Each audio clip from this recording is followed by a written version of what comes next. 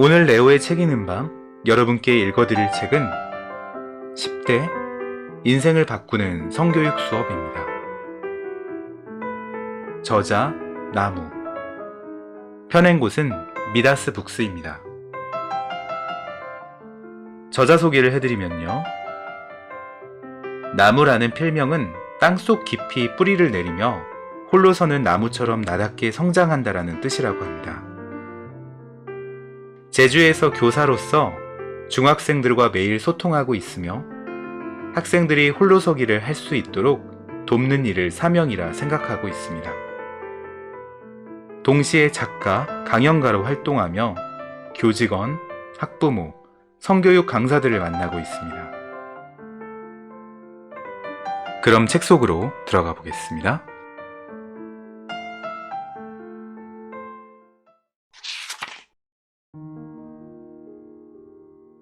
사춘기, 시선의 감옥에 갇히다. 걱정은 좀 덜하고 실수는 좀 더 해보자. 유리로 만든 감옥이 있다. 주변 사람들은 내가 무엇을 하는지 볼 수 있다. 시선의 감옥에 갇혀 일거수일투족 감시받는 기분. 여러분은 자신도 모르는 사이에 이 안에 갇혀 있지는 않은가? 아니면 시선과는 전혀 상관없이 자유롭게 원하는 삶을 살고 있는가? 첫 번째 시선의 감옥, 19금. 어린 것이 뭘 알아? 라는 말을 해서 행동하기 힘들게 막는 유리문. 19금 감옥에 갇힌 10대는 자꾸 문에 부딪힌다. 이미 볼 건 다 봤는데 성인의 영역으로 넘어갈 수는 없다. 10대는 술, 담배, 게임은 물론 영화, 잡지, 광고, 심지어 포털 검색을 할 때도 미디어 콘텐츠의 내용을 규제받는다. 유튜브, 페이스북과 같은 매체에서도 이런 규제를 통해 사진, 영상 등이 검열되기도 한다. 성과 관련된 단어가 들어가면 무조건 성인 인증을 요구하는 인터넷 환경상 제대로 된 성지식이나 정보를 찾기 어렵다. 유튜브의 성교육을 다루는 몇몇 콘텐츠에서 생식기에 대해 다룰 때 유해 매체가 되어 필터링이 되거나 접근을 하지 못하는 경우가 생기는 것이다. 10대는 성적 자기 결정권이 있음에도 불구하고 이 권리를 행사하는 데 필요한 정보에는 접근할 기회조차 누리기 힘들다. 반면에 디지털 성범죄의 온상이 되는 채팅 앱에서는 성인 인증을 요구하지 않는다. 그리고 성관계를 시작한 소수의 10대들은 콘돔이나 피임약을 자유롭게 사지도 못하고 시선의 벽에 먼저 부딪힌다. 공부나 해. 어리니까 몰라도 돼. 크면 다 알게 돼. 성에 대해 너무 알면 안 돼 라고 말하는 어른들은 정보를 제대로 알려주지 않는다. 하지만 우리는 알고 있다. 어설프게 아는 사람들이 더 위험하다.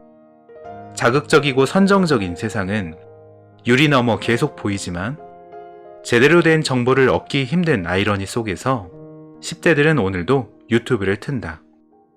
19금 감옥에 갇힌 10대를 꺼낼 방법이 있다.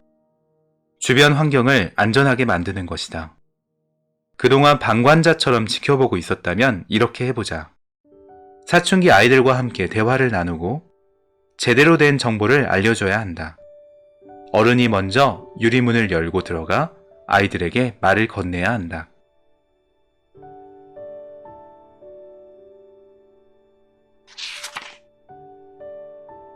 두 번째 시선의 감옥, 잘난. 나는 왜 잘 보이고 싶을까? 잘난 감옥에 갇힌 사춘기는 매일 거울을 본다. 잘생기고 잘 보이고 싶다. 다른 사람을 볼 때 외모와 몸매를 먼저 따진다. 남에게 더 예뻐 보이고 싶어서 화장하거나 성형을 한다. 잘 나간다고 남에게 보이고 싶다. 그래서 나는 공부를 잘해야 한다. 좋은 학교에 가야 한다. 좋은 직장에 가서 잘 벌어야 한다고 생각한다. 여러 인간관계에서도 잘 사귀는 사람이 좋아 보인다. 인기가 좀 더 많았으면 좋겠고 인싸가 되고 싶어 한다. 잘난 사람은 외향적이어야만 하는 것처럼 생각한다. 잘이라는 시선의 감옥은 쇼윈도의 마네킹처럼 보이는 삶이다. 사람이 아니라 마네킹이 되어간다. 내가 정말 잘나지도 못하다고 느끼면 다른 방법을 찾기도 한다. 잘난 사람을 친구로 두거나 잘난 사람과 사귀거나 잘 나가는 명품이나 브랜드로 자신을 꾸민다. 못나고 못생기고 못 버는 공부를 못하는 사람으로 자신을 인식한다. 이 감옥에 갇힌 사람들은 더욱 타인을 무시하거나 반대로 무시당하기 쉽다. 못생기고 뚱뚱하다라고 타인을 무시하는 사람들을 주변에서 볼 수 있다. 이런 말을 하는 사람은 자신을 더욱 깊은 고정관념의 감옥에 가둔다. 말과 행동은 자기 자신에게 돌아오는 것이 우주의 법칙이기 때문이다. 타인을 무시하는 사람은 다른 누군가에게 다시 무시당하게 된다. 친구들이나 다른 사람 말에 신경을 안 쓴다고 생각했던 사람도 자신도 모르게 익숙해지기도 한다. 길들여진 것이다. 그들이 원하는 대로 살고 싶어졌다. 왠지 그래야만 할 것 같다. 잘 보이기 위한 행동들은 자존감이 높은 사람의 행동과는 다르다. 나는 내 꿈을 위해 공부를 잘 하려 노력하고 잘 배우고 싶고 친구를 만드는 것과는 다르다는 것이다. 자존감을 높이는 것은 시선의 감옥에서 탈출하는 가장 빠른 방법이다. 현재의 나를 인정하고 좀 더 나아지기 위해 행동하는 것이다. 그것이면 충분하다. 내일부터 해야지라는 생각보다 오늘만 해보자라고 마음먹고 작은 행동부터 시작해보자.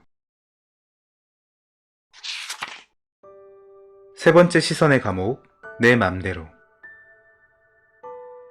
잘난 감옥은 타인의 시선이 나를 가두었다면 이 내 맘대로 감옥은 스스로 나를 가둔다. 내 맘대로 감옥에 갇힌 사춘기는 내 맘대로 하는 것이 좋다. 즉 나는 주인이 되지 못하고 마음이 내 주인이 된다. 마음이 주인이 되면 내가 마음먹은 대로 내 인생이 끌려간다. 흔히 말하듯 막 사는 인생이 된다. 먹고 싶다는 마음이 들면 먹고 지금 당장 공부하기 싫은 마음이 들면 놀고 내 마음이 시키는 대로 움직인다. 잘난 감옥과 다른 점은 다른 사람에게 보이는 것을 중요하게 생각하기보다 내 마음에만 기준을 둔다는 것이다. 이 기준은 자기 멋대로 판단해버리는 것이 가장 큰 문제이다. 마음에 끌려다니는 인생은 조절하는 힘이 없다. 브레이크 없는 자동차와 같다. 자기 자신만을 보기 때문에 다른 사람은 안중에도 없다. 피임하지 않는 사춘기 커플 중에서 남성이 하는 말을 들어보자. 상대방을 배려하고 존중하는 생각 따위는 없다. 내가 불편하니까, 내가 싫으니까 나는 조절할 수 있다라고 착각하는 사람들이다. 최근에는 몰래 불법 촬영을 해서 나만 간직한다라고 했던 사람이 헤어지자는 상대방의 말에 네가 감히 나를 차라며 보복성 성범죄를 일으키는 현상을 보면 이 시선의 감옥은 내 가장 가까운 사람에게 비수를 꽂는 일들을 일으키는 무서움을 가지고 있다. 부모님에게서 자유로워지고 싶다라고 이야기하는 사춘기는 의존하는 마음을 동시에 가지고 있는 경우가 많다. 부모님께 의존하면 돈을 받을 수 있기 때문이다. 그러면서도 자기 멋대로의 기준을 갖다 대고 싶으니까 억압하는 방해물, 예를 들면 학교 규칙, 부모님의 기대를 치워버리고 싶어 한다. 그래도 마음의 감옥에 갇힌 사람은 다른 사람보다 더 쉽게 탈출할 가능성이 있다. 그것도 아주 정당한 방법으로 말이다. 자신의 마음, 감정을 알고 있다는 것은 매우 중요하다. 여기서부터 모든 것은 시작되기 때문이다. 내 마음을 조절하는 힘이 생기면 이 감옥에서 조금씩 자유로워지는 나를 발견할 수 있다. 여러분은 어떤 시선의 감옥에 살고 있는가? 아니면 시선의 감옥에서 탈출하려고 안간힘을 쓰고 있는가? 만약 이 글을 읽는 여러분이 어른이라면 사춘기와 함께 대화해 주었으면 한다. 이야기하며 좀 더 안전한 환경과 제대로 된 정보를 알려주는 것이다. 이미 책을 통해 성을 공부하겠다고 마음먹었다면 여러분은 충분히 자격이 있다. 만약 여러분이 사춘기라면 걱정은 좀 덜 하고 실수는 좀 더 해보자. 남의 시선을 의식해 미리 겁먹고 걱정하는 것은 줄이고 우선 부딪혀보라. 그러면서 실패도 하고 실수도 많이 해보아라. 그러면 내 맘대로 흘러가는 인생이 아닌 내가 주체적으로 조절하는 방법을 알게 될 것이다. 균형 감각이 생기고 나도 모르는 사이에 시선의 감옥에서 벗어나게 된다.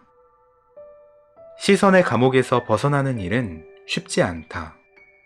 하지만 내가 자존감을 키우고 나 스스로 조절하는 균형 감각을 키운다면 여러분은 시선을 느낄 수는 있어도 감옥에 갇히지는 않을 것이다.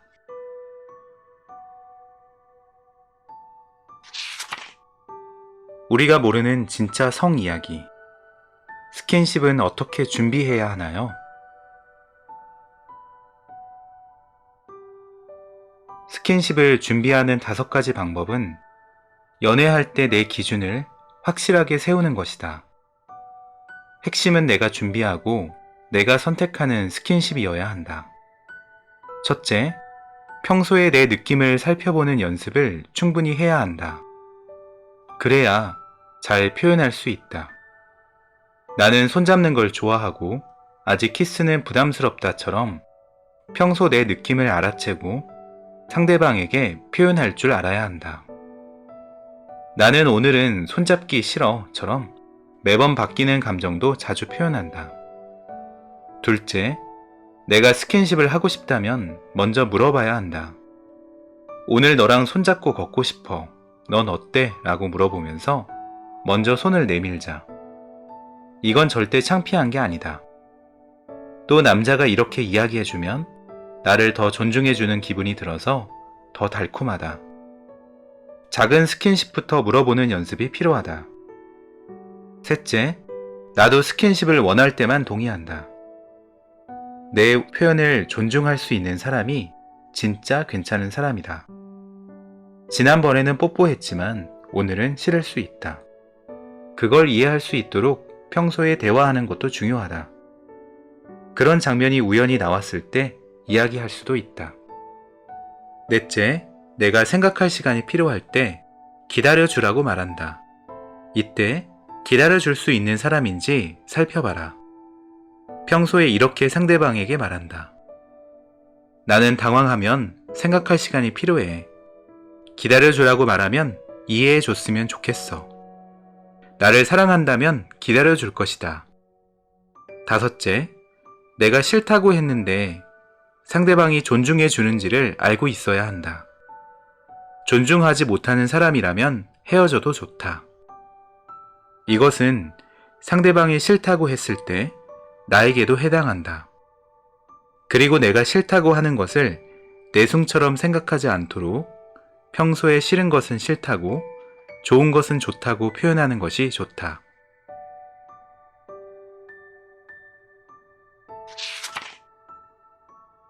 잘 사귀는 법, 잘 헤어지는 법. 잘 사귈 수 있는지 물어보는 5가지 질문. 첫째, 가족이나 친구에 대해 어떻게 이야기하는지 살펴보기. 가족은 너한테 어떤 사람이야? 라고 물어본다. 이때 대답하는 상대방의 태도, 말투 등을 면밀하게 살펴야 한다.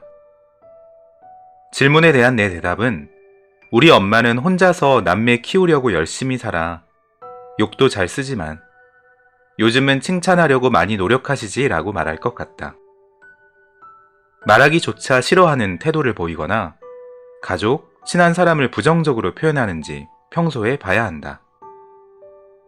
둘째, 가족이나 친한 친구랑 싸우고 화해하는 걸 물어본다.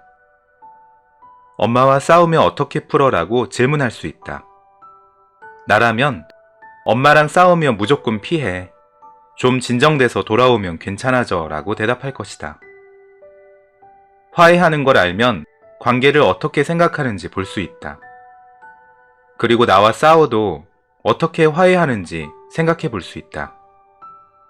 셋째, 자기 물건을 함부로 하는 사람인지 아닌지 살펴보기. 네가 가장 좋아하는 건 뭐야? 라고 묻고 평소에 어떻게 그 물건을 대하는지 살펴본다. 연애를 소유물로 생각하는 경우가 많은데 자기 물건을 함부로 다루는 사람일수록 연애 관계를 소홀히 할 수 있다. 예를 들어 다윤이 같은 경우엔 강아지 복덩이를 좋아하는데 화날 때는 개를 때리기도 했다. 넷째, 자기 물건에 너무 집착하는 사람인지 아닌지 살펴보기.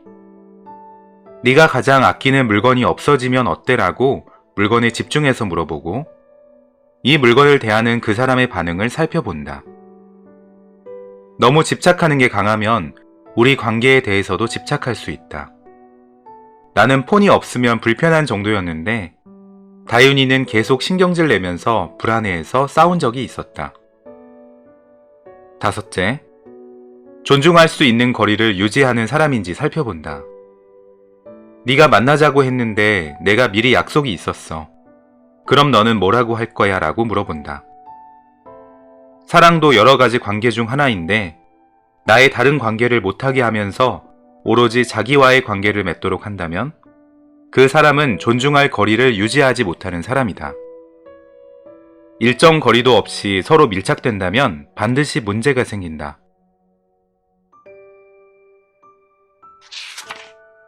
이별에도 필요한 2가지 에티켓. 첫째, 이별 통보는 만나서 하기. 문자로 하거나 전화로 하는 것은 최대한 피하기. 그건 그동안 내가 사랑했던 사람에 대한 최소한의 에티켓이라고 하셨다. 생각해보니 문자만 받으면 기분이 더 나쁠 것 같았다. 둘째, 뒷말하지 않기. 힘들어도 뒤에서 욕하는 건 정말 아니었다. 내가 싫은 것만큼 상대방도 싫을 테니. 헤어지고 나서 보복성 불법 촬영물을 올리는 사람도 봤다. 실제로도 많이 일어난다니 안전이별이라는 말도 괜히 나온 단어가 아닌 것 같았다. 다윤아, 나 생각 많이 해봤는데 만나서 이야기하자. 다행히도 우리는 방학이었고 우리가 자주 갔던 공원에 앉아 이야기했다. 나는 5가지 잘 사귀는 법을 물어보지는 않았다. 이미 내가 경험한 그 녀석의 말과 행동을 알고 있었기 때문이었다. 대신에 2가지 헤어지는 에티켓을 잘 활용했다. 그 녀석도 그동안 생각을 많이 했는지 예전처럼 친구로 지내자고 했다.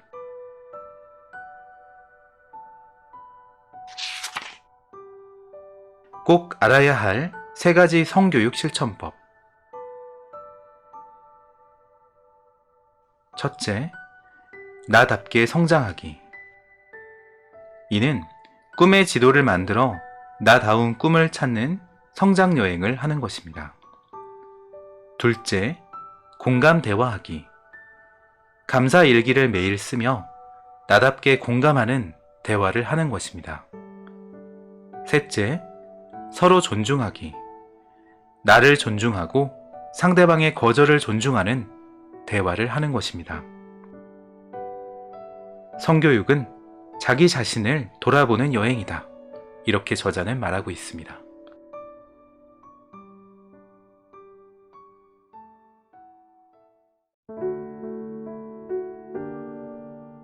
관점을 바꾸는 일은 꼰대가 아닌 믿을 수 있는 어른, 준비된 어른이 되어가는 과정이다. 아이들에게는 지식뿐만 아니라 힘든 사회를 헤쳐나가는 안목이 필요하다. 아이들에게 앞으로 만날 세상을 제대로 읽는 관점을 키워주는 것은 대단히 중요하다. 삶의 복잡한 문제를 해결할 힘을 키우도록 돕는 것이 믿음직한 어른의 몫이다.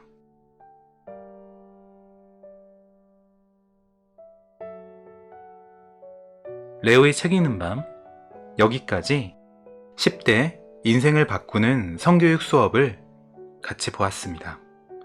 편안한 밤 되세요. 감사합니다.